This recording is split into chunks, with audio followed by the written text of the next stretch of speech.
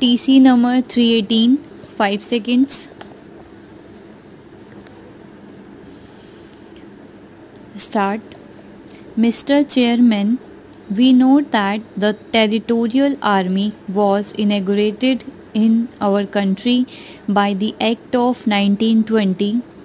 For a period of something like 28 years, it did not have a much important role to play inside our country, though during this period the country has witnessed the Second World War, and as far as our country was concerned, enemies also entered from the east, the Japanese forces.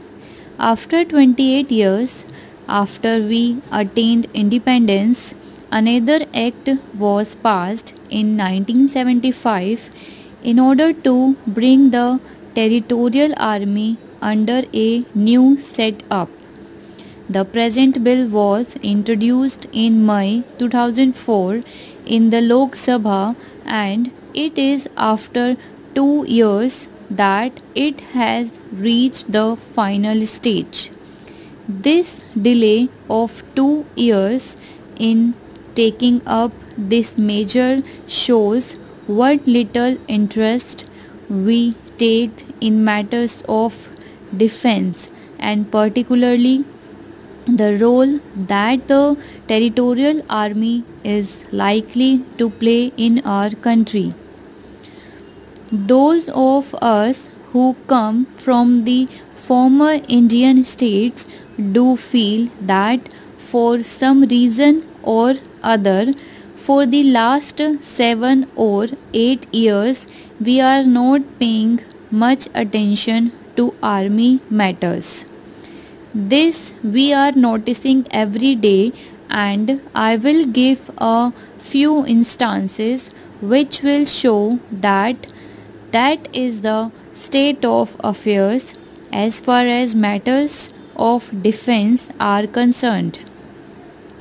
We treat this matter with complacency, but someday may come when probably we may have to regret the little interest we are taking in this all important matter. 4 or 5 months ago, we passed the Lok Sahayak Sena bill, and on that occasion also I spoke and gave a little warning to the Honorable Minister for Defence, who himself was piloting the bill, that these matters were not taken seriously, and he assured me that that was not the case. Sir, I would submit that soon after that bill was passed, one camp was allotted to Bikaner Division, or the former Bikaner State, from where I come. The camp was opened in the first week of October, when I also happened to be in that area for some private work.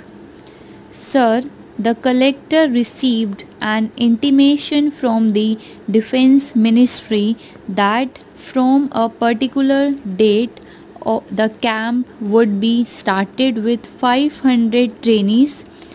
The collector arranged with the Chief Minister of Rajasthan to inaugurate the camp.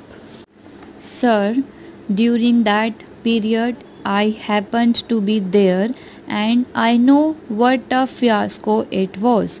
There were no rations, there were no arrangements for camping, there was nothing whatsoever, and hardly a few people were collected in order to show that a camp had started.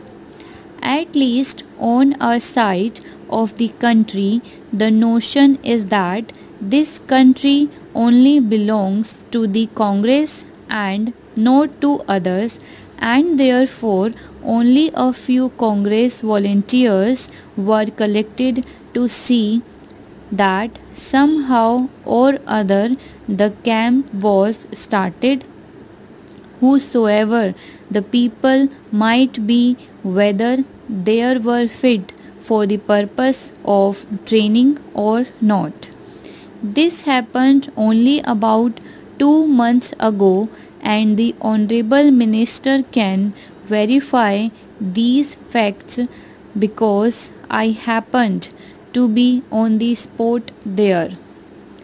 If this is how we take army and military matters, I only feel very sorry.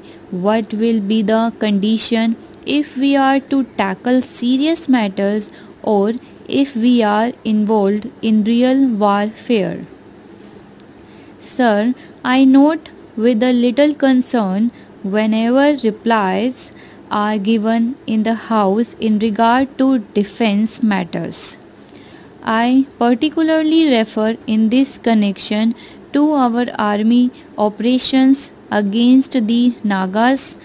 Whenever a question in this connection is placed before the House, the reply given generally is that the Nagas are armed with the arms and ammunition left behind by the Japanese, and that they are properly armed, and that therefore we could not liquidate them even though we are operating there for over a year or so.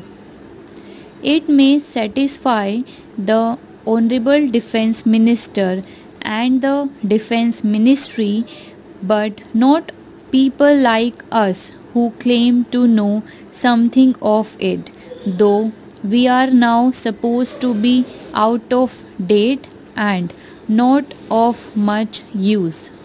I would ask, can the ammunition left behind by the Japanese something like 10 years ago be of any use now in the year 1956? I am myself fond of shikar and shooting, and I know that after 2 years the ammunition which we keep with us becomes absolutely useless and we cannot do anything with it, and say that the arms and ammunition left by the Japanese some 10 years ago are still being used by the Nagas could not be believed. Sir, the obvious thing is that they are being supplied fresh arms and ammunition by some other countries or some other agencies, but the world has gone ahead since 1944 or 1945, when the Japanese advanced into that area, and we are supposed to equip ourselves with the most modern weapons.